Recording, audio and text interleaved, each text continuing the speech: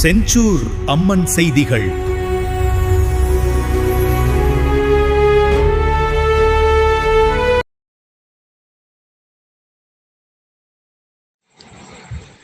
வணக்கம்.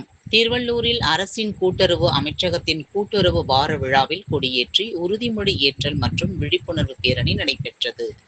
ஒன்றிய அரசின் கூட்டுறவு அமைச்சகம் நிறுவப்பட்டு 5 ஆண்டுகள் நிறைவடைந்ததை முன்னிட்டு நாடு முழுவதும் 29/6/2026 முதல் 6/7/2026 வரை 8 நாட்கள் கூட்டுறவு வார விழா தொடங்கப்பட்டன.